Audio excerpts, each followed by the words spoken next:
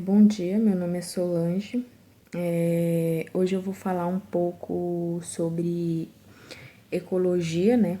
Para começar, é importante a gente entender o que é ecologia, né? A ecologia é uma área da biologia que estuda relações, né, entre os seres vivos e o ambiente em que eles vivem, né? Ou seja, ela procura entender como os organismos interagem entre si e também com os elementos da natureza, como água, solo, clima e luz do sol.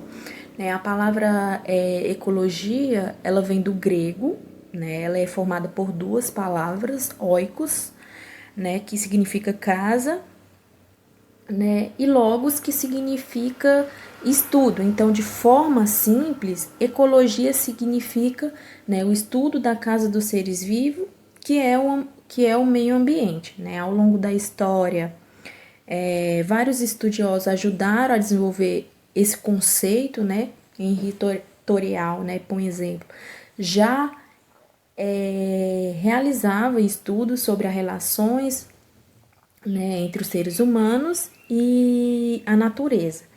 Né? Depois, em 1869, o Helke, né, foi quem definiu o termo ecologia, né, de forma mais clara, né, dizendo que ela é o estudo das relações entre os organismos e o ambiente.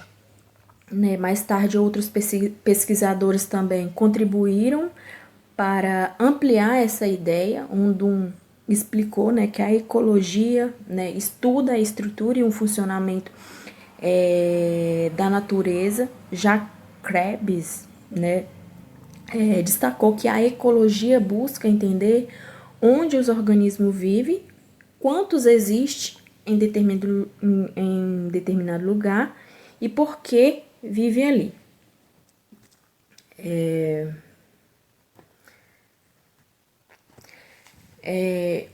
O mosquito, né, Aedes aegypti, é conhecido por transmitir, né, doenças como dengue, zika e chikungunya. Né? Esse mosquito é muito, né, estudado porque sua presença está bastante ligada às condições do ambiente. Né? Ela costuma se reproduzir em locais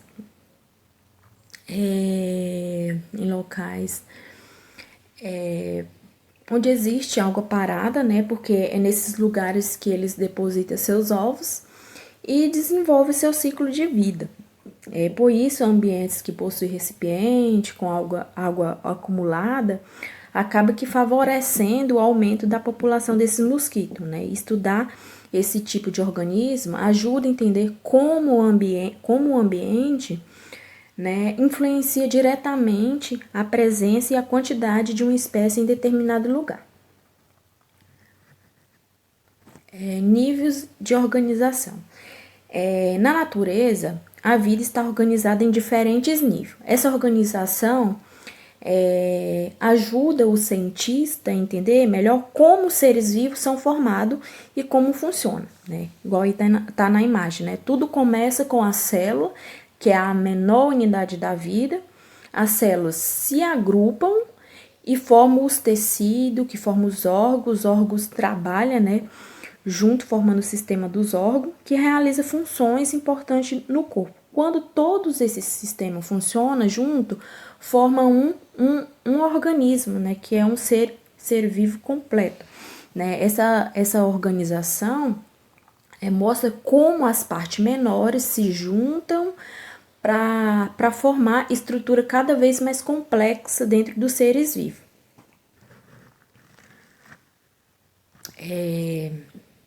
Dentro da ecologia, também existem níveis que mostram como os seres vivos se organizam na natureza. Né? O primeiro nível é o organismo, né, que representa um ser vivo individual. Quando vários indivíduos da mesma espécie vivem no mesmo local, forma-se uma população. Né? Quando diferentes populações vivem juntas e interagem no mesmo ambiente, temos uma comunidade. Né? Já quando essa comunidade interage com os fatores físicos do ambiente, como solo, água e clima, temos um ecossistema, né? Esses níveis ajudam a entender melhor como os seres vivos estão conectados e como depende do ambiente para sobreviver.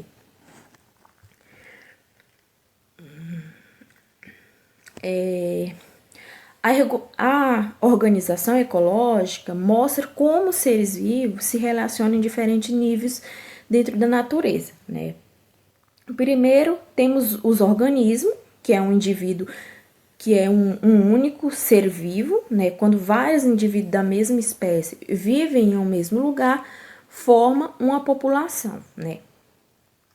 Quando as diferentes populações convivem e interagem entre si, forma uma comunidade, né? Interage com os elementos do ambiente, como água, solo, clima e luz solar, forma, né, um ecossistema. Por exemplo, né, um único peixe em um lago representa um organismo. Né? Vários peixes da mesma espécie vivendo naquele lugar formam uma população. No mesmo ambiente também pode existir plantas aquáticas, insetos e outros animais formando uma comunidade.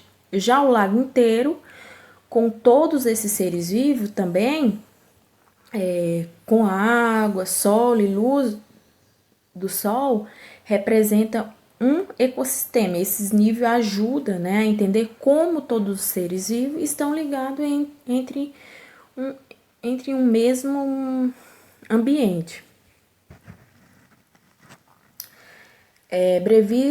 Brevíssimo histórico da ecologia, né? O conhecimento sobre a natureza existe desde muito tempo, né? Muito antes da ecologia se tornar uma ciência, né? No passado, as primeiras sociedades humanas dependiam da caça, da pesca e da coleta, né, de alimentos, por isso era necessário observar muito bem a natureza, como o comportamento, né, dos animais e o crescimento das plantas,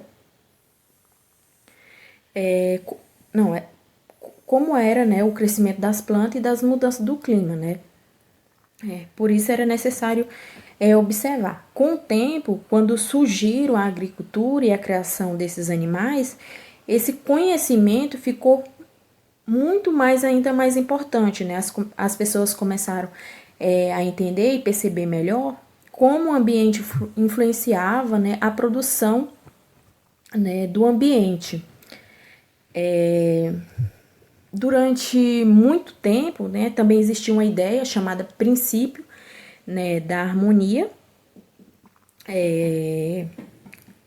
que dizia que a natureza ela funcionava sempre em equilíbrio, né? Acreditava-se que o número de indivíduos das espécies permanecia constante, né? E que não acontecia extinção, né? Com o avanço da ciência, né? Os estudos mostraram que a natureza é muito mais dinâmica, a população pode aumentar, diminuir e até desaparecer ao longo do tempo, né? Dependendo das condições do ambiente. Harmonia ecológica. Aqui a gente fala, né, sobre a ideia da harmonia ecológica, né, que surgiu entre os filósofos gregos, né. Eles acreditavam que a natureza funcionava de forma equilibrada, como se tudo tivesse um papel certo, né. Segundo essa visão, cada espécie existia para manter esse equilíbrio da natureza. Por isso que eles pensavam, né, que o número de indivíduo de cada espécie se mantinha mais ou menos constante, né? Quando acontecia algum momento muito grande da população, acreditava-se que era uma forma de intervenção divina. Então, nessa visão antiga, né, cada espécie tinha um lugar importante na natureza e sua extinção poderia quebrar esse equilíbrio.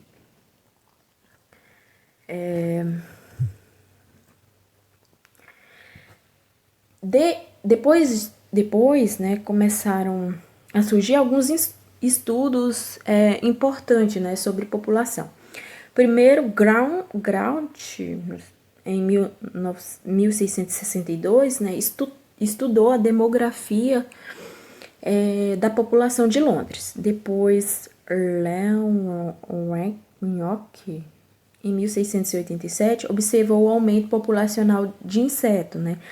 E mais tarde, Buffon, em 1756, disse que seres humanos, animais e plantas passam por processos, né, parecido na natureza, né? E um dos estudos mais conhecidos é o de Malthus, né, em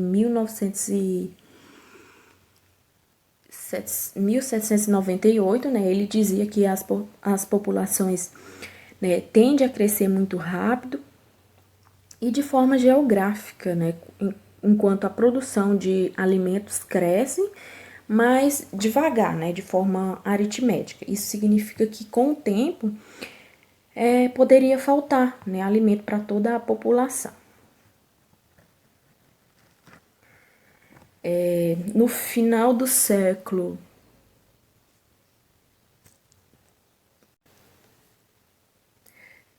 no final do século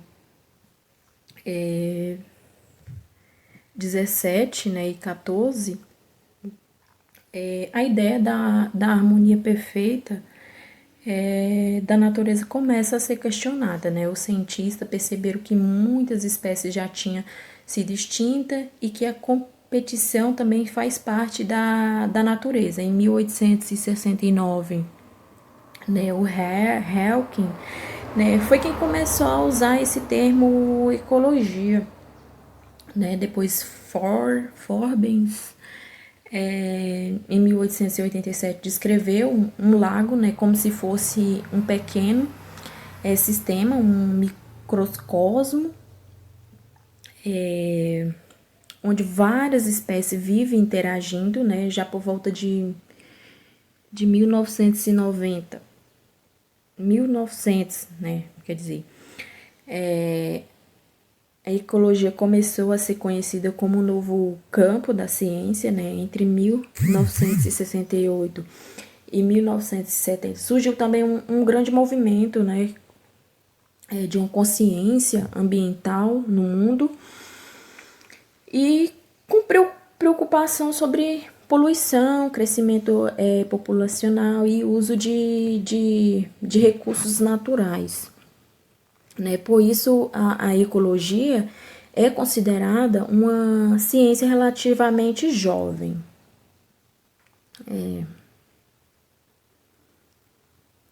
Ecossistema ou sistema, né, da ecologia. Aqui a gente fala sobre o conceito do ecossistema. Primeiro é importante entender que um sistema é formado por várias partes que se relacionam entre si e funcionam como um todo. Na natureza acontece a mesma coisa, né? Um ecossistema, ele é formado por todos os organismos, né, que vivem em uma área e também pelo ambiente físico, como água, solo e clima. Todos esses elementos interagem entre si, né, acontecendo um fluxo de energia, né, e ciclagem de matéria entre os seres vivos e o ambiente. Por isso, o ecossistema é considerado a unidade básica, né, de estudo de ecologia. Histórico do ecossistema. A ideia, né, de relação entre os organismos e o ambiente já existe há muito tempo, mas em 1935 o cientista, né, Tansley foi quem propôs oficialmente, né, o termo ecossistema. Antes disso, né, alguns pesquisadores já tinha a ideia, né, parecida. Por exemplo, Möbius, né, estudou comunidade de ostras. Forbes estudou os lagos como sistemas naturais e do Kuchove, né, e seus discípulos focaram no estudo das comunidades naturais. No começo do século XX, né, os cientistas passaram a ver a natureza realmente como um sistema onde tudo está conectado, né? Depois disso, a teoria geral do sistema também ajudou a desenvolver a ecologia, né, do ecossistema. Nesse slide, a gente vê, né, um esquema que mostra como funciona um ecossistema, como ele é estudado, né, como um sistema. Primeiro, né, é importante entender que o cientista costuma imaginar, né, o ecossistema como se fosse uma caixa. Representa a área que estamos, na verdade, essa caixa, né, representa a área, né, que estamos estudando, por exemplo, um lago, né, uma floresta ou até um pedaço de solo.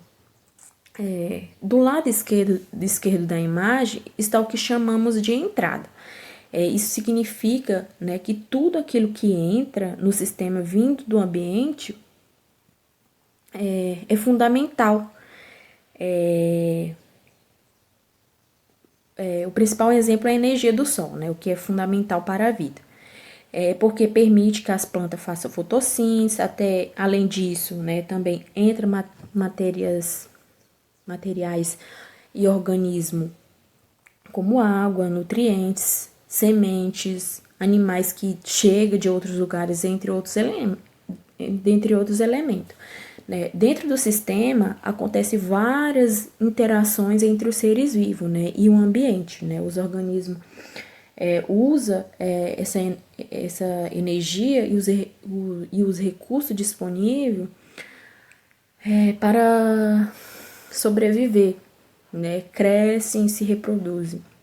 E ao mesmo tempo, eles também transformam matéria e energia por meio dos processos naturais, como alimentação, respiração, decomposição. Depois disso, temos o que aparece no lado direito, né, do esquema, que é a saída do sistema. Isso representa tudo aquilo que sai do ecossistema para o ambiente, né, ao redor. Pode ser energia liberada em forma de calor, matéria transformada ou até organismos que migram, né, para outros lugares. Outro ponto importante, né, é que o slide, né, destaca que a área, né, de um ecossistema pode ser delimitada de duas formas. Né? Às vezes essa delimitação acontece naturalmente, como no caso de uma ilha ou de um lago. Né? Em outros casos, ela pode ser definida pelo próprio pesquisador, dependendo do que ela estuda. Né? Também é importante lembrar que essa caixa que aparece no desenho não é a realidade exatamente como ela é, né? Mas sim uma forma simplificada de representar, né, o funcionamento da natureza. Ou seja, é um modelo que ajuda o cientista a entender melhor como a energia e a matéria circula dentro de um ecossistema, né? Resumindo, essa imagem mostra, né, que um ecossistema funciona como um sistema aberto, né? Ele recebe energia e matéria, transforma esses elementos internamente e depois libera parte deles novamente para o ambiente. Essa forma de pensar, né, ajuda muito no estudo de ecologia e na compreensão de como a natureza funciona de maneira integrada. Estrutura do sistema. Né? Antes de falar diretamente do ecossistema, vamos pensar em um exemplo mais simples, né, para entender melhor o que é um ecossistema. Aqui aparece um relógio, né, desmontado. Quando a gente olha para ele desse jeito, o que a gente percebe? Percebe que ele é formado por várias peças pequenas, engrenagem, molas, ponteiro, parafuso e várias outras partes. Agora eu faço a pergunta: será que um relógio funciona se faltar alguma dessas peças? Né? Provavelmente não. Isso acontece porque cada parte tem uma função específica, né? Todos precisam trabalhar junto para que o relógio consiga marcar o tempo corretamente. Ou seja, o relógio ele funciona como um sistema, porque ele é formado por várias partes diferentes que estão organizadas e conectadas entre si. Cada peça sozinha não faz muita coisa. Mas quando todas estão juntas, o funcionamento funciona corretamente, né? O relógio consegue cumprir essa função. E esse exemplo ajuda a entender, né, que muitos sistemas, inclusive na natureza, também funcionam dessa forma, né? Várias partes diferentes interagindo para manter o funcionamento de todos. Estrutura do sistema.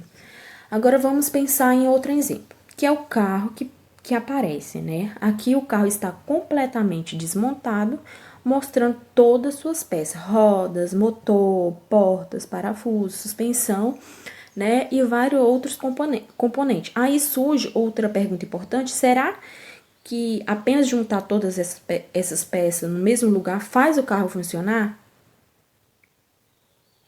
Não, né? Para que o carro funcione, cada peça precisa estar no lugar certo, né? E conectada de forma correta. Isso mostra novamente a ideia do sistema, que o carro é um sistema porque ele depende da interação entre várias partes, né? O motor gera energia, as rodas permitem o movimento, o volante controla a direção e assim por diante. Se uma dessas partes parar de funcionar, todo o sistema pode ser afetado, né? Da mesma forma acontece na natureza. Um ecossistema também é formado por várias partes diferentes, como seres vivos, água, solo e o clima, que precisa estar conectado e interagindo para que tudo funcione em equilíbrio. Esses exemplos do relógio do carro ajudam a gente a perceber que um sistema não é apenas um conjunto de coisas, mas sim um conjunto, né, de partes organizadas que trabalham juntas. Depois de entender esses exemplos, fica mais fácil compreender como funciona, né, a estrutura de um ecossistema. Um ecossistema também é formado por vários componentes, né, que interagem entre si. Primeiro temos a substância, né?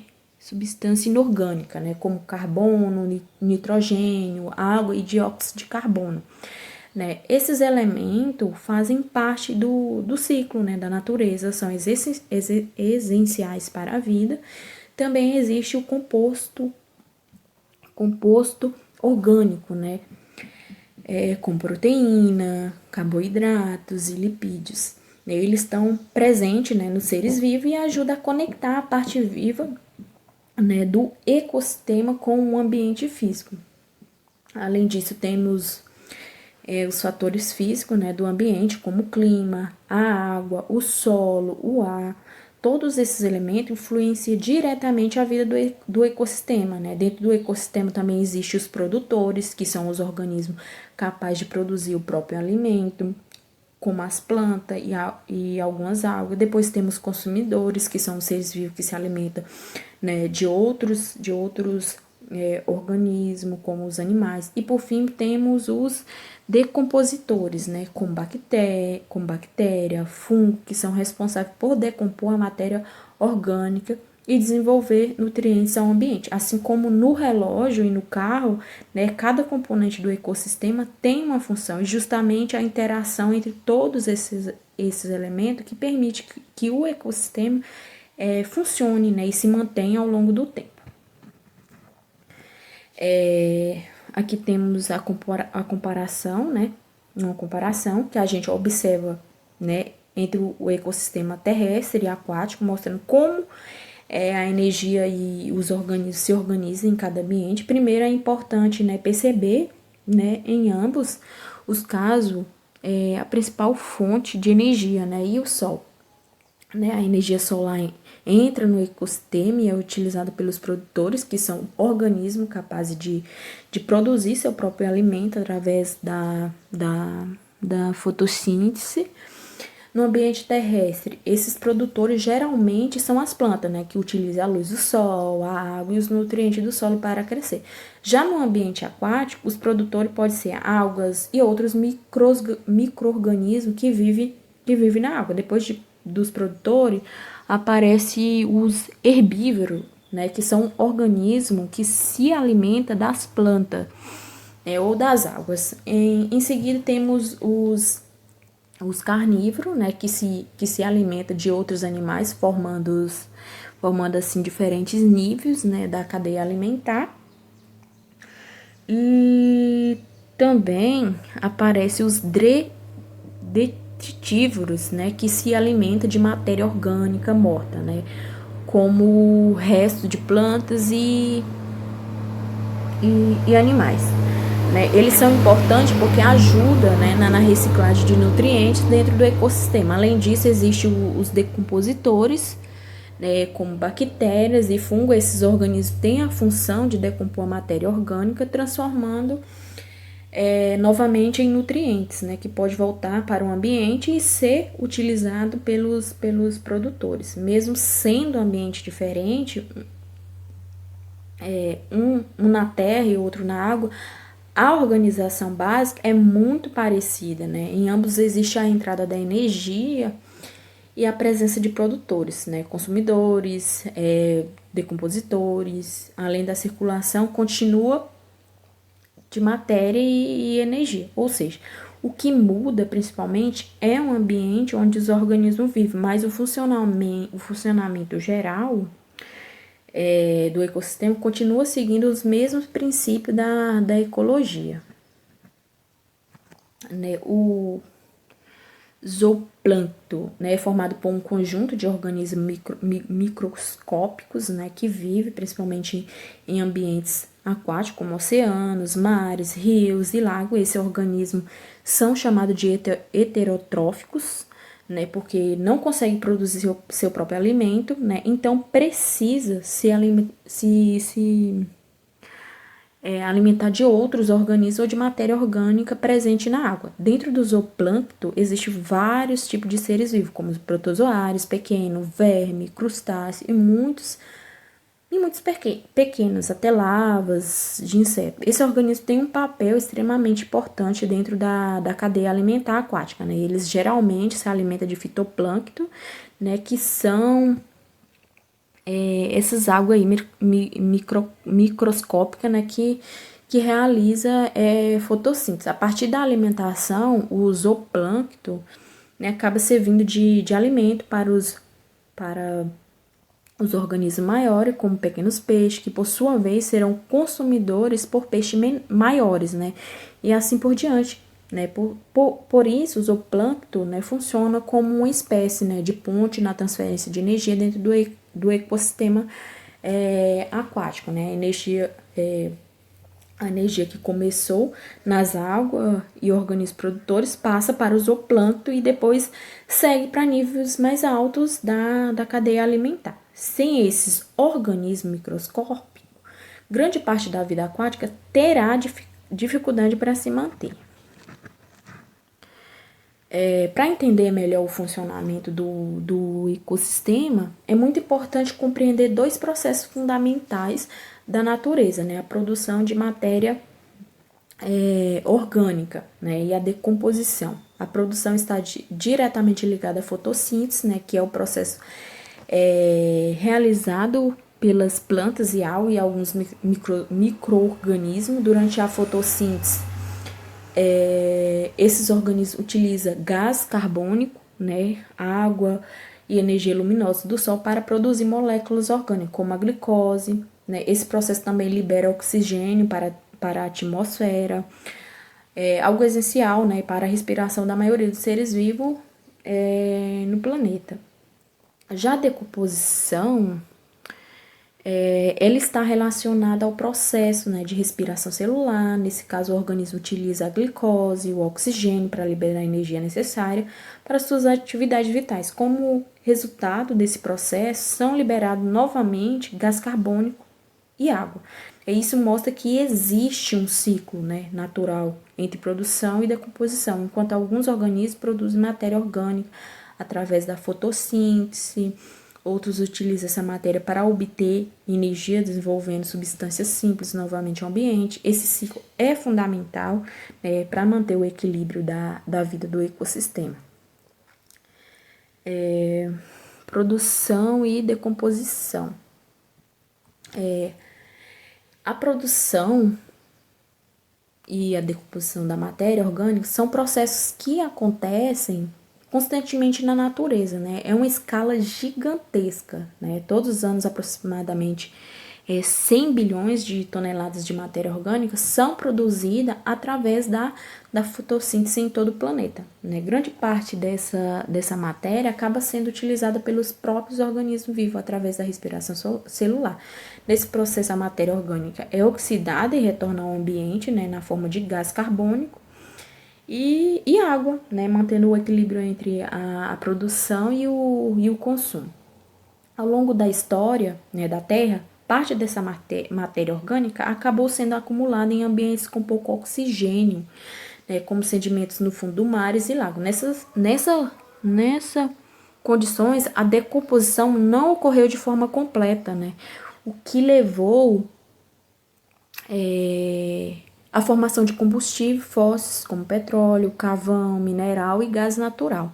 Né? Esse acúmulo, né, de matéria orgânica ao longo de milhões de anos também contribuiu, né, para mudanças na composição da atmosfera, especialmente no aumento de quantidade de oxigênio, e essas mudanças foram fundamentais para permitir o desenvolvimento e a evolução de forma de vida mais complexa. Os foraminídeos são organismos unicelulares, né, que pertencem ao grupo dos protozoários, apesar de serem formados por apenas uma célula, né, eles representam estrutura bastante complexa, né, que permite sua sobrevivência em ambientes aquáticos, principalmente nos oceanos. Né? Uma característica marcante desses organismos é a presença de uma estrutura chamada carapaça, né? Ou testa. Essa carapaça pode representar diferentes formas, né? E composição, muitas vezes, é feita de carbonato, de cálcio. Além disso, os foraminíferos, né? Possuem extensões, né, de citoplasma chamada pseudopods, né, que funciona como uma estrutura utilizada, né, para a locomoção e a captura de alimentos. Né. Esses organismos são extremamente importantes para os estudos científicos, né, especialmente na área da geologia e da paleoclimatologia. Né, e quando morrem, suas carapaças se acumulam no fundo do oceano e acabam formando sedimentos, né, que pode permanecer preservado por milhares de anos. Né? E ao analisar esses sedimentos, o cientista consegue obter muitas informações sobre as condições ambientais, né, do passado, com mudanças climáticas, variações de temperaturas do oceano. Os foraminídeos, né, também são utilizados como indicadores naturais de mudança climática, né, que ocorreram ao longo da história da Terra. Isso acontece porque as características químicas, né, presentes em suas carapaças pode registrar informações sobre as condições ambientais em que os organismos viveram, né. Quando o cientista analisa o sedimento marinho que contém restos de foraminídeo, eles conseguem, né, identificar variações de composições, né, isotópicas, né, de elementos como oxigênio. Essas variações estão relacionadas com mudança de temperatura de água do mar ao longo do tempo. Observando essa diferença no registro encontrado do sedimento, é possível reconstruir períodos glaciais e interglaciais, né, que aconteceram no planeta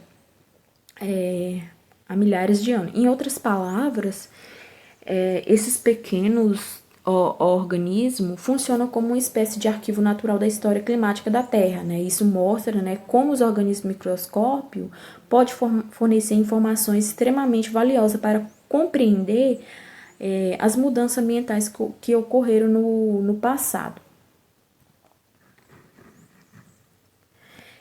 E a fotossíntese é um processo fundamental para a manutenção da vida do planeta, mas ela não acontece exatamente da mesma forma em todos os organismos. Existem diferentes tipos, né, de fotossíntese que varia principalmente de acordo com a substância utilizada durante o processo. Né? Em plantas e algas, por exemplo, a fotossíntese utiliza algo como fonte de elétrons e libera oxigênio como produto final. Esse é o tipo de fotossíntese mais conhecido e é responsável pela maior parte do oxigênio presente na atmosfera. Né? Já alguns tipos de bactéria realizam formas diferentes, né, de fotossíntese em certos casos. Elas utilizam substâncias como sulfeto de hidrogênio em vez de água. Quando isso acontece, o processo não libera oxigênio como produto final. Essas diferenças mostram que a fotossíntese é um processo bastante diversificado na natureza, né, adaptado a diferentes condições ambientais e que os organismos vivem. Algumas bactérias também são capazes, né, de realizar processos relacionados à fotossíntese, né, principalmente em ambientes aquáticos, principalmente essas bactérias, né, podem ser encontradas tanto em ambientes marinhos quanto em ambientes de água doce, apesar de realizar processos semelhantes, a fotossíntese o papel dessas bactérias na produção total de matéria orgânica do planeta é relativamente pequeno, né, quando comparado com os das plantas e água. Além disso, muitas dessas bactérias não liberam oxigênio durante seu processo metabólico, né? Existem alguns grupos, né, específicos de bactérias fotossintéticas, né, como os sulfobactérias verdes e roxas, que participam do ciclo, né, do enxofre, né, na natureza. Muitas delas vivem em ambientes com pouco oxigênio e baixa intensidade de luz, utilizando composto, né, de enxofre em seus processos metabólicos. Também existe bactérias não sulfurosas, né, que pode realizar fotossíntese em determinadas condições, mas que também pode sobreviver utilizando matéria orgânica quando não há luz disponível. A fotossíntese realizada por bactéria pode ser útil em alguns ambientes específicos, né, como em águas eutróficas, que são ambientes ricos em nutrientes. Mesmo assim, esse tipo de fotossíntese não consegue substituir a fotossíntese realizada por plantas e água, que é a principal responsável, né, pela produção de oxigênio no planeta. Dentro das plantas e água existem duas vias bioquímicas, né, principais utilizadas para fixar, né, o gás carbônico durante o processo de fotossíntese. A primeira é conhecida como ciclo de Kelvin, né, também chamado de via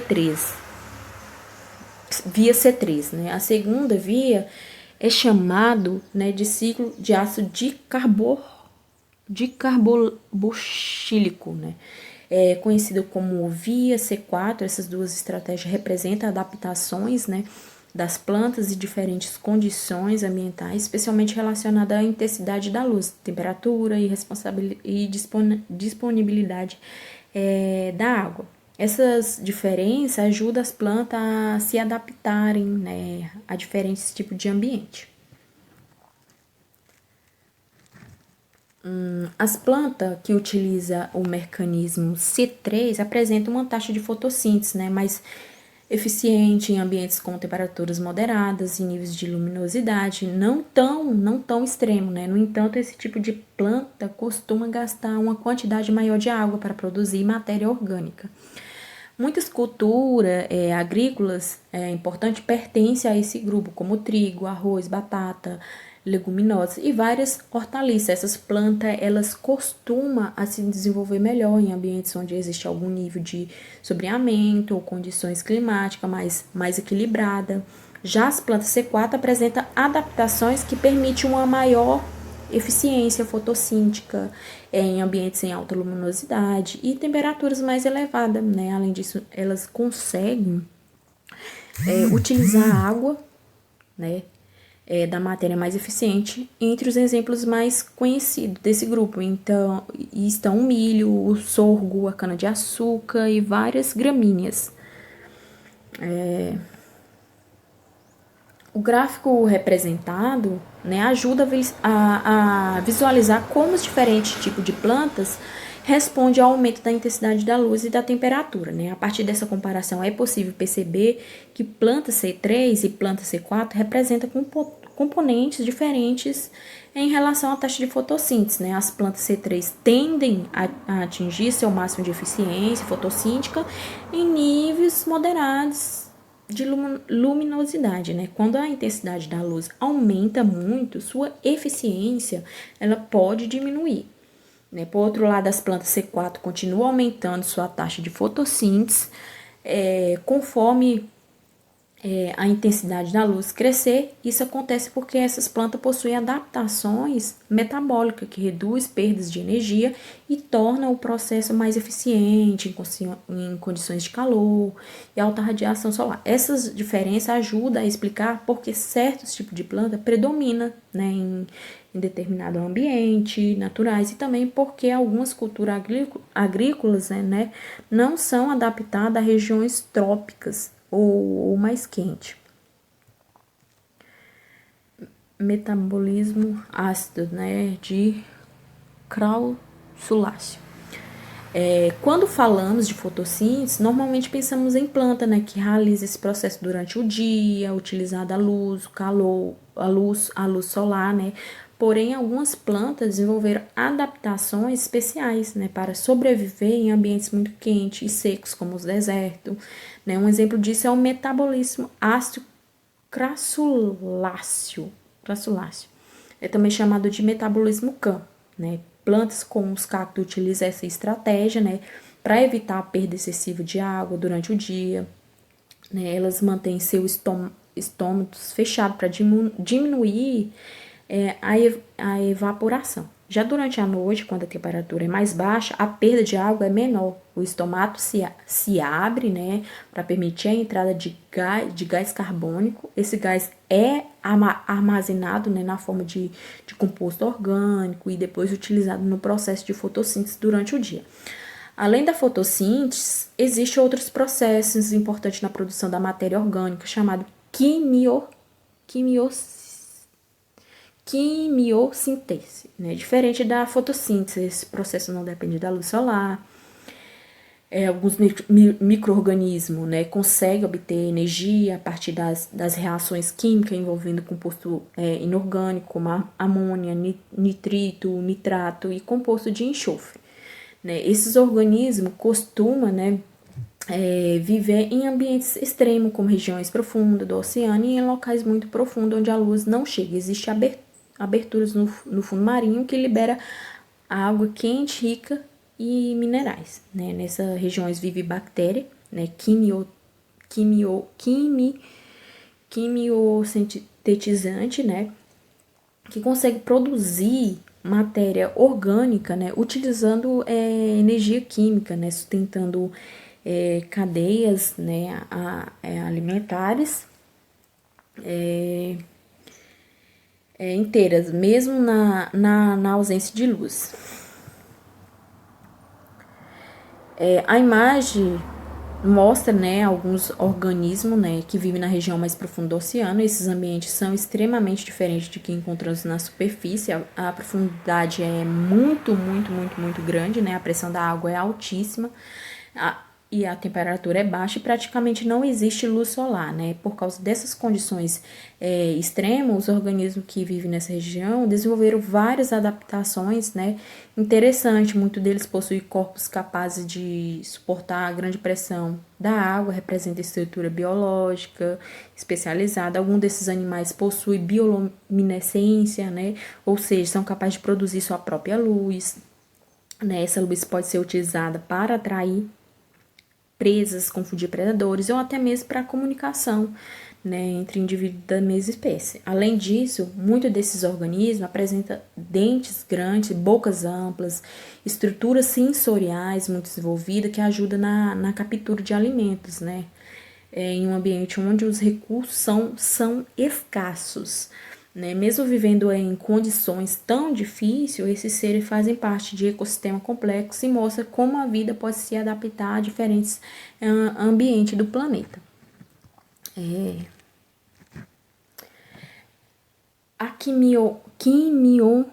quimiotense representa uma exceção, né, importante na forma de como a matéria orgânica pode se reproduzir na natureza. Normalmente associamos a produção de alimentos, a presença de luz solar e das plantas verdes, né, que realiza a fotossíntese. Porém, na quimiossíntese, a energia utilizada não vem da luz, mas sim de reações químicas, né. Algumas bactérias conseguem, né, obter a energia, né, a oxidar o composto inorgânico presente no ambiente. Essa energia, então, é utilizada para fixar o gás carbônico e produzir substância orgânica, permitindo que esses micro-organismos sobrevivam mesmo em locais completamente escuros. Outro conceito importante apresentado é a axotrofia, né, que está relacionada à forma como certos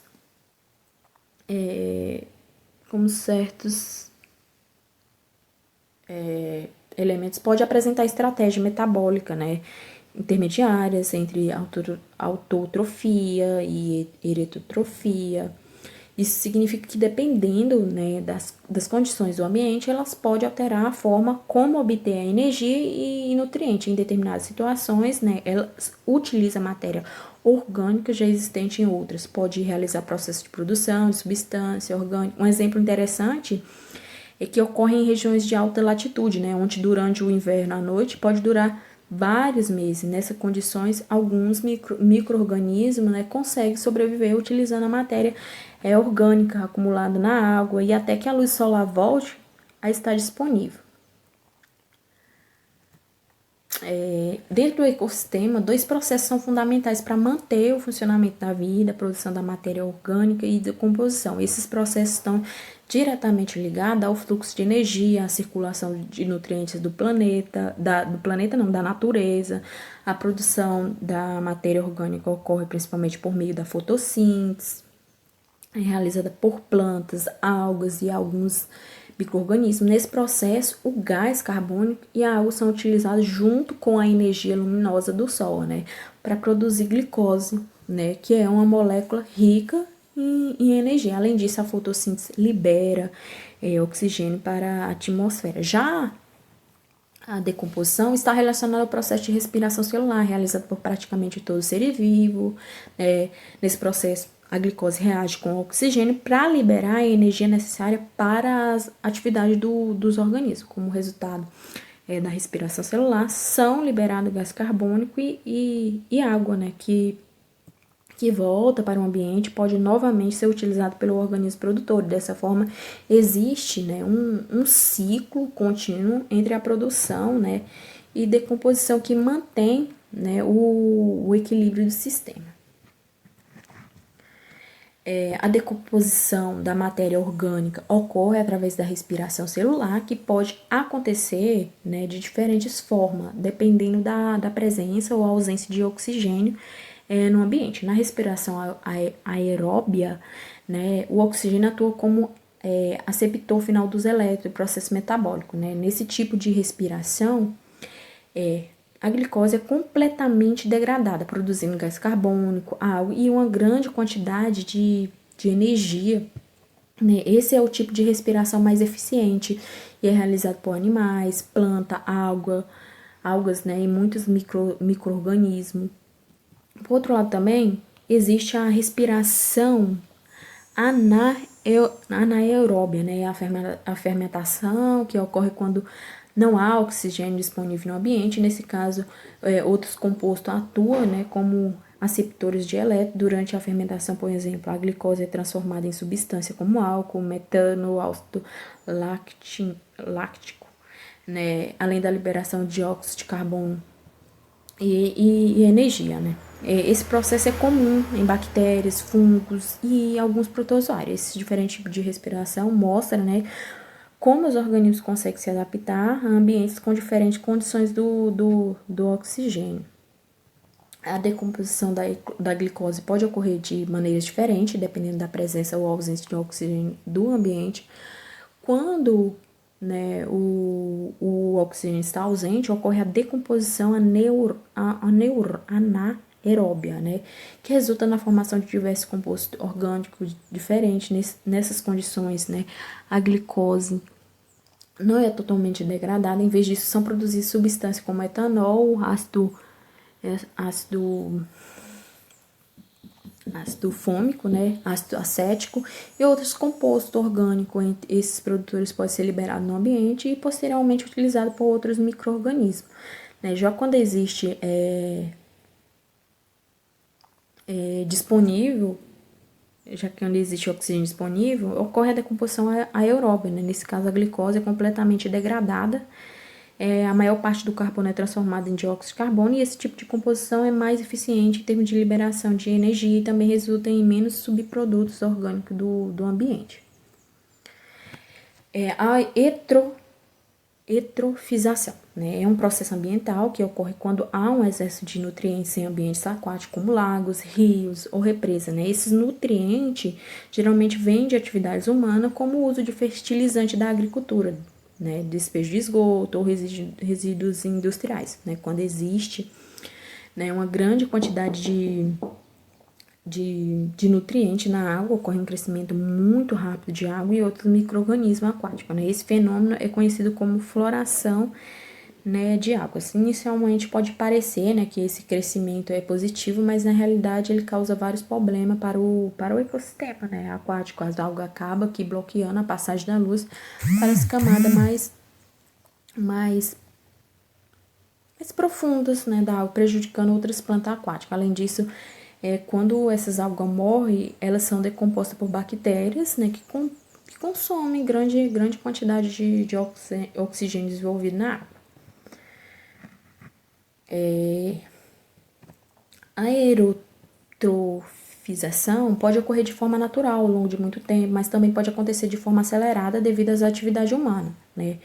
Quando ocorre uma grande entrada, né, de matéria orgânica nos sedimentos e na água, os micro-organismos começam a se decompor, né, esse material, né? Durante esse processo eles utilizam o oxigênio desenvolvido na água de forma muito rápida. Se o consumo, né, de oxigênio for maior do que a reposição natural, né, através da difusão e da fotossíntese, o ambiente aquático pode se tornar anaeróbico, né?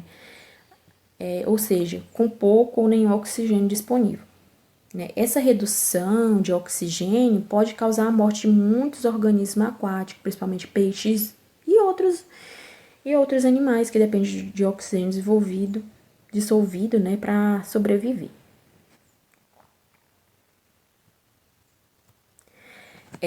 A imagem mostra, né, exemplos claros, né, de ambiente aquático que passaram por processo de eutrofização. Em muitos casos é possível observar algo coberto por uma grande quantidade de águas, né, e plantas aquáticas, e esse crescimento exagerado ocorre justamente por causa do excesso de nutrientes presente na água, como o tempo, a decomposição dessas biomassas vegetal consome o oxigênio do ambiente. Quando o nível de oxigênio diminui, vários organismos aquáticos acabam aqui morrendo, principalmente os peixes, né? Isso acaba que gera um grande impacto, né, ecológico e também pode afetar, né, atividades humanas, como pesca, abastecimento de água e turismo. A planície de inundação é uma área, né, próxima aos rios, né, que sofre alagamentos periódicos quando ocorre aumento de nível de água. Geralmente, durante períodos de chuva intensa, essas áreas são extremamente importantes, né, para o ecossistema, porque funcionam como regiões de grande biodiversidade. Durante a cheia, né, a água do rio se espalha pela planície, levando nutrientes, né, e sedimentos que enriquecem o solo, né. Isso favorece o desenvolvimento de plantas, micro-organismos e diversos tipos de animais. Além disso, essas áreas funcionam, né, como importantes locais de reprodução por várias espécies de peixe e outros organismos aquáticos. As planícies de inundação também ajudam, né, a regular o fluxo de água, reduzindo o impacto de enchente, contribuindo para o equilíbrio do ecossistema fluviais. A decomposição da matéria orgânica é um processo fundamental para o funcionamento do ecossistema. Quando plantas, animais ou qualquer outro organismo morre, essa matéria não desaparece simplesmente, ela passa por um processo, né, de transformação e devolve nutrientes importantes para o ambiente, né? Esse processo acontece por meio de dois tipos principais de fatores, né? O abióticos e os bióticos, né? Os fatores abióticos são aqueles relacionados ao próprio ambiente físico, como vento, água, fogo e temperatura e até congelamento. Esses elementos ajudam, né, a quebrar, né, ou desgastar a matéria orgânica, facilitando o início da decomposição.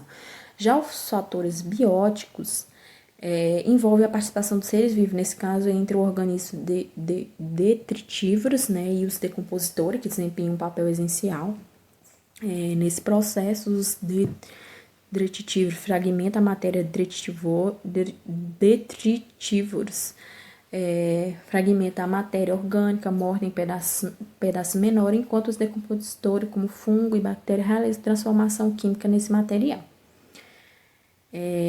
A decomposição completa acontece graças à ação conjunta do ambiente e de vários organismos que atuam em sequência, né? Cada espécie participa de uma etapa desse processo, garantindo que os nutrientes, né, presentes na matéria orgânica retornem, né, ao solo, ou a água passa a ser reutilizada por outros seres vivos. Os detritívoros são organismos que se alimentam de matéria orgânica morta, também chama de detrito, né? Esses organismos têm um papel extremamente importante no ecossistema, porque ajuda a iniciar o processo de decomposição. Entre os principais exemplos de detritívoros, podemos citar minhoca, tatuzinho de jardim, alguns crustáceos, insetos, peixes e outros pequenos animais. Eles consomem resto de planta, folha seca e madeira em decomposição e até resto, né, de animais mortos. Ao se alimentar desse material, eles acabam que fragmentando a matéria orgânica, né, em pedaços menores. Isso aumenta a área de contato para que os micro-organismos como fungo e bactéria possam atuar de forma mais eficiente. Além disso, quando esses organismos digerem o material e eliminam seu resíduo, eles contribuem para enriquecer o solo, né, com nutrientes.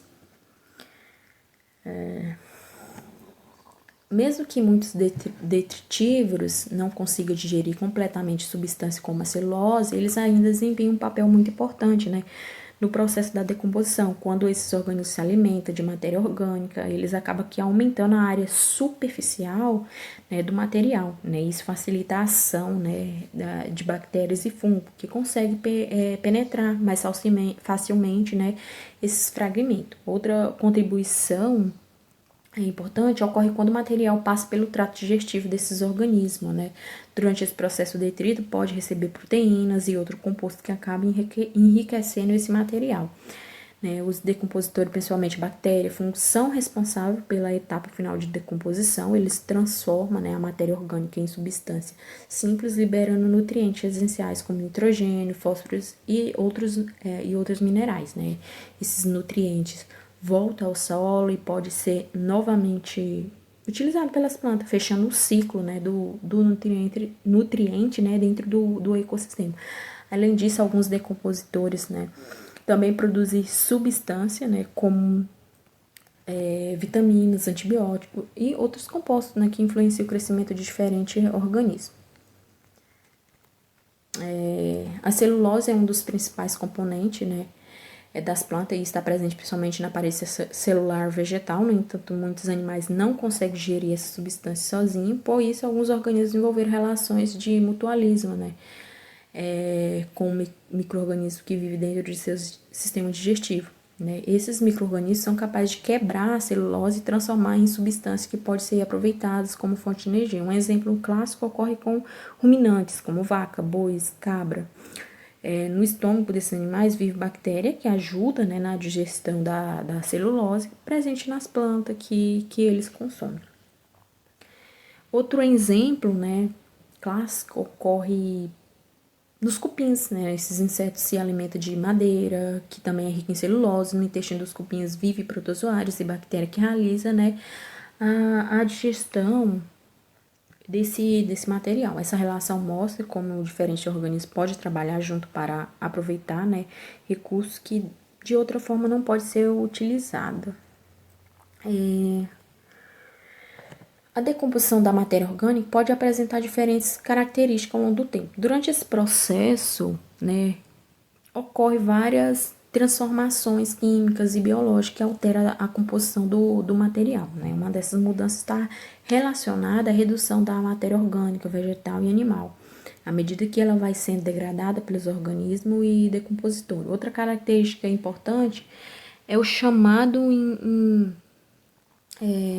enriquecimento proteico, né? Que acontece devido à atividade dos micro-organismos, e em medida que as bactérias e fungos crescem sobre o material em decomposição, eles aumentam em quantidade de proteína presente nesse material, né? Esse processo é importante, né, porque torna o detrito mais nutritivo para outros organismos que se alimentam dele. E assim, um material, né, de decomposição passa a fazer parte de novas cadeias alimentares dentro do ecossistema. A velocidade em que a decomposição ocorre pode variar dependendo das condições ambientais. Um dos fatores mais importantes nesse processo é o clima, né? Em regiões de clima quente e úmido, a decomposição costuma ocorrer mais rapidamente. Isso acontece porque a temperatura elevada e a presença da umidade, né, favorece o crescimento e a atividade de micro-organismos decompositores. Já em região de clima mais seco ou mais frio, a decomposição tende a ser mais lenta, né? Nessas condições, a atividade microbiana diminui, a matéria orgânica pode permanecer por mais tempo acumulada no ambiente. Outro fator importante, né, a composição de material vegetal, especialmente em presença de substância como lignina, que é mais resistente à decomposição. Essa diferença, né, ajuda a explicar por que a decomposição ocorre de forma diferente em biomas distintos, como o cerrado e a floresta tropicais, né, e úmidas. A Terra ela pode ser dividida em diferentes zonas climáticas, né, que são definidas principalmente pela quantidade de radiação solar que cada região recebe. A região próxima ao Equador é conhecida como zona tropical, onde as temperaturas são geralmente mais altas, né, ao longo do ano. Nessas áreas, a energia solar é intensa e as condições costumam favorecer grande biodiversidade. Entre as regiões tropicais e os polos existe a zona temperada, onde as estações do ano são bem definidas e as temperaturas, né, variam ao longo do ano. E nas extremidades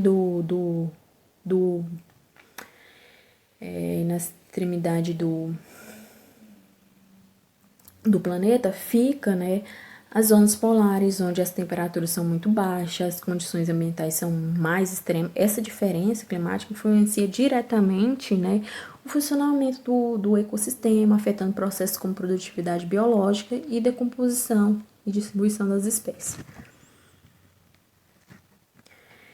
A palavra cibernética está relacionada ao estudo do sistema de controle e comunicação, né? Tanto em organismo vivo quanto em máquinas, né? Quando aplicamos esse conceito ao ecossistema, percebemos que eles funcionam como um sistema complexo, onde diferentes componentes interagem entre si, né? Em sistema mecânico ou em organismo individual, geralmente existe um controlador central, como o cérebro em um animal, né, em um termostato, em um aparelho. No ecossistema, porém, não existe um controlador central, né? O equilíbrio acontece, né, por meio das interações entre diferentes componentes, como organismo, fluxo de energia e ciclos de nutrientes. Essas interações geram processo de autorregulação que ajuda o sistema a manter, né, essa estabilidade ao longo do tempo. O ecossistema ele possui vários mecanismos naturais que ajudam a manter o equilíbrio da população, né, dos recursos disponíveis. Um desses mecanismos, né, envolve esse subsistema microbiano responsável por regular, né, o armazenamento e liberação dos nutrientes, né, no ambiente. Bactérias e fungos desempenham um papel, né, essencial nesse processo. Outros mecanismos importantes, né, é a relação predador e presa.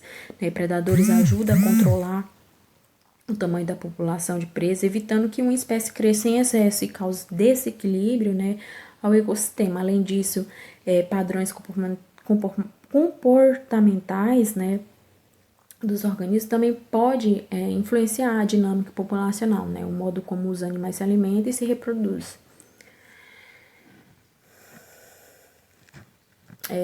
Os ecossistemas apresentam mecanismos, né, que ajudam a manter sua estabilidade mesmo diante as mudanças, né, do ambiente. Um desses mecanismos é a retroalimentação, né, também conhecida como feedback, né? Nesse processo, uma mudança em um componente do sistema pode gerar efeitos que acabam equilibrando novamente o sistema. Um exemplo é a relação entre os predadores e presa, né? Quando a população de presas aumenta, a população de predadores também pode aumentar, reduzindo novamente o número de presas. Né? Outro mecanismo de redundância, né, que ocorre quando diferentes espécies desempenham funções semelhantes dentro do ecossistema, isso significa que uma espécie desaparece, né? Outras podem assumir parcialmente seu papel, e essa diversidade de funções ajuda o ecossistema a continuar funcionando, mesmo diante de perturbações, contribuindo para a manutenção do equilíbrio ecológico. Quando estudamos o ecossistema, uma ideia muito importante é entender como elas conseguem, né, se manter funcionando, mesmo quando passa por mudanças e perturbações. E isso damos o nome de estabilidade do ecossistema. A estabilidade é justamente a capacidade, né, que um ecossistema tem de voltar do seu estado de equilíbrio depois que algo interfere nele, como por exemplo um incêndio, uma seca, um enchente ou até uma ação humana. Existe duas formas principais de entender essa estabilidade. A primeira é chamada de estabilidade de resistência, né? Esse tipo de estabilidade está relacionada à capacidade do ecossistema de resistir à mudança, ou seja, mesmo quando ocorre alguma perturbação, né, a estrutura do ambiente e o funcionamento do ecossistema continua praticamente os mesmos, né? Como se o sistema fosse forte o suficiente para não sofrer grandes alterações. A segunda forma é a estabilidade de elasticidade ou resiliência, né? Nesse caso aí, o sistema pode até sofrer mudança quando ocorre alguma perturbação, mas ele possui a capacidade de se recuperar ao longo do tempo, ou seja, mesmo que o equilíbrio seja afetado momentaneamente, né, o sistema consegue se reorganizar e voltar ao seu funcionamento normal. Essa ideia é muito importante, né, porque mostra que o ecossistema não são um sistema estático, eles estão sempre passando por mudança, né, mas possui mecanismo natural que ajuda a manter o equilíbrio ecológico. Para entender melhor a ideia de estabilidade, é possível observar como o ecossistema reage quando sofre algum tipo de distúrbio. O gráfico apresentado, né, representa exatamente isso. Ele mostra como o funcionamento do ecossistema varia ao longo do tempo, quando ocorre uma perturbação, e antes da perturbação acontecer, o ecossistema funciona dentro de uma amplitude normal, ou seja, Existem pequenas variações naturais, mas o sistema continua equilibrado. Isso acontece porque todos os componentes do ecossistema, plantas, animais, micro-organismos e fatores ambientais, estão interagindo de maneira relativamente estável, né? Quando ocorre uma perturbação, como por exemplo um incêndio ou uma grande mudança climática, o funcionamento do ecossistema pode cair bastante, representando uma perda de equilíbrio. Esse momento corresponde ao ponto mais baixo do gráfico, onde o sistema está mais distante, né, do seu estado normal. Depois disso começa um processo de recuperação, que é justamente a resiliência do ecossistema, e aos poucos as espécies voltam a se estabelecer, a vegetação cresce, as interações ecológicas são estabelecidas, e com o tempo o sistema retorna ao seu funcionamento próximo do normal, né? Um exemplo interessante para entender isso é comparar dois ambientes naturais do Brasil, como por exemplo o Cerrado, a floresta tropical, né? O Cerrado possui uma resistência ao fogo, pois muitas plantas estão adaptadas a queimadas naturais. Já a floresta tropical, geralmente, elas são mais sensíveis ao fogo, demorando mais tempo para se recuperar. Para compreender muitos processos ecológicos, principalmente aqueles relacionados à água, utilizando o conceito de bacia hidrográfica. Uma bacia hidrográfica é uma área do território onde toda a água da chuva acaba sendo drenada para um mesmo rio principal, né? O funcionamento de uma bacia começa geralmente na nascente, né, que é o local onde o rio se origina. A partir daí, vários pequenos rios ou riachos, chamados de tributários, vão se juntando ao rio, principalmente aumentando o volume de água. O caminho por onde a água ocorre é chamado de leito do rio. Todo esse sistema de rios e afluentes forma a rede hidrográfica, né, da região, e as diferentes bacias hidrográficas são separadas por áreas mais elevadas do relevo, chamada de divisórias de água. A água que percorre, né, a bacia pode finalmente chegar ao mar ou outro rio maior no local conhecido como foz, né? Além disso, dentro de uma bacia hidrográfica existem vários elementos interligados, como floresta, solos, rios, cidades e áreas agrícolas. Todo esses componentes interagem entre si, formando uma unidade ambiental, né, muito importante para os estudos ecológicos e também para o planejamento de gerenciamento de recursos naturais. Quando pensamos em ecossistema, normalmente imaginamos ambientes naturais, como floresta, rios e oceano. No entanto, também é possível analisar a cidade sob uma perspectiva ecológica, né? A cidade pode ser vista como um tipo de sistema ecológico, né? Mas com característica própria, diferente do ecossistema naturais. A cidade é considerado um sistema heterotrófico, né? Ou seja, ela depende de recursos que vêm de fora para continuar funcionando. Isso significa que a cidade precisa constantemente receber energia, alimentos, água e diversos materiais vindos de outra região. Esse recurso sustenta a vida das pessoas e também o funcionamento das atividades econômicas como indústria, comércio e transporte. E essa forma de analisar ajuda o cientista a compreender melhor o impacto da cidade no ambiente e também a pensar em formas mais sustentáveis, né, no planejamento urbano. Os recifes de ostra, né, são exemplos muito interessantes de ecossistemas naturais aquáticos. Elas são formadas pelo acúmulo de conchas, de ostras e de outros organismos marinhos que vivem agrupados em determinadas regiões do ambiente aquático, né. Esses recifes funcionam como verdadeiras estruturas, né, ecológicas, servindo de abrigo, né, de alimento para várias espécies de animais marinhos, como peixes, crustáceos e outros moluscos, né, por causa disso acaba que se torna um ambiente com grande biodiversidade. Além disso, elas desempenham um papel importante na filtração de água, pois se alimenta filtrando pequenas partículas, né, do micro-organismo presente no ambiente aquático. Esse processo ajuda a melhorar a quantidade de água, né? E com o tempo as conchas acumulam. As conchas acumuladas formam estrutura sólida que modifica o ambiente ao redor, criando novos habitats para diferentes espécies, e isso mostra como alguns organismos podem influenciar diretamente a estrutura de um ecossistema, né? A comparação entre um recife de ostra e uma cidade ajuda, né, a perceber algumas diferenças importantes entre o ecossistema natural, né? O sistema criado por seres humanos, no ecossistema natural, como os recifes, a energia entra principalmente por meio, né, da produção biológica, geralmente através da fotossíntese realizada por algas e plantas, né? A partir daí, essa energia circula entre diferentes organismos por meio de cadeias alimentares. Além disso, grande parte dos resíduos produzidos pelos organismos é reaproveitada dentro do próprio sistema. Isso acontece porque existem decompositores, né, que reciclam os nutrientes e os devolvem ao ambiente, né? Na cidade, o funcionamento é bem diferente. A energia, os materiais utilizados pelas pessoas vêm principalmente de fora, como alimento, combustível e produtos industriais, né? Ou seja, existe uma grande dependência de recursos externos. E ao mesmo tempo a cidade produz uma quantidade significativa de resíduos, né? A poluição, que muitas vezes não são completamente reaproveitados dentro do próprio sistema urbano. Essa comparação, né, ajuda a entender porque o ecossistema naturais tende a ser mais equilibrado em relação ao uso de energia.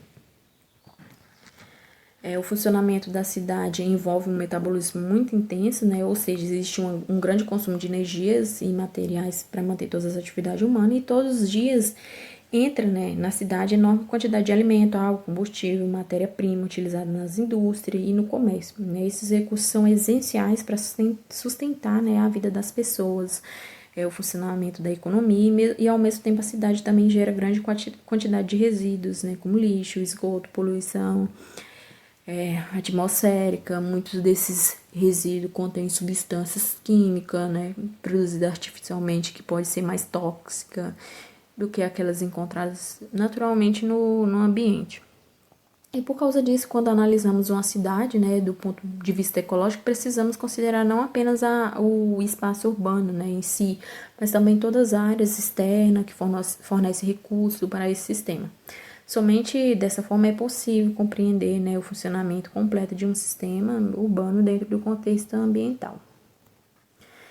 O outro tipo, né, de sistema importante dentro do estudo ecológico são o agroecossistema, né, que corresponde aos ambientes agrícolas utilizados para a produção de alimentos, diferente da cidade, né, Os agrossistemas possuem um componente autotrófico, ou seja, possuem organismos produtores, como as plantas cultivadas, né, que realizam fotossíntese e produzem matérias orgânicas. Mesmo assim, esses sistemas são diferentes do ecossistema naturais. A agricultura depende muito da utilização de energia auxiliar, como trabalho humano, máquinas, fertilizante, pesticida e combustível. Outra característica comum é a redução, né, da diversidade das espécies, já que normalmente as áreas agrícolas são dominadas por poucas espécies cultivadas como soja, milho ou arroz. Além disso, ocorre um processo chamado seleção artificial, né, no qual os seres humanos escolhem quais plantas ou animais serão criados e reproduzidos de acordo com as características desejadas, como produtividade ou resistência a pragas, né? Esse fator mostra, né, como o agrossistema são um sistema fortemente influenciado pela ação humana.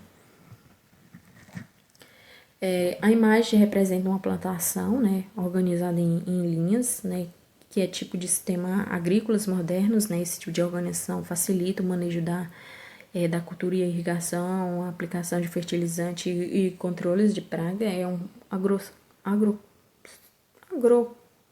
agroecossistema, né? A paisagem costuma ser bastante diferente de um ambiente natural.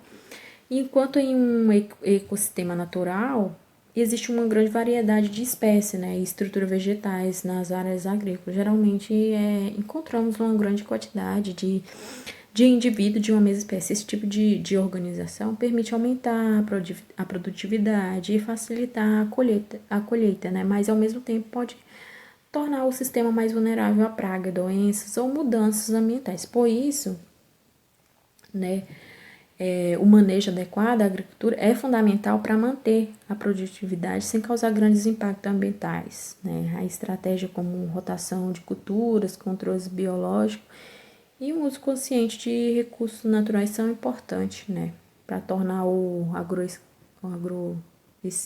agroecossistema mais sustentável. E é isso.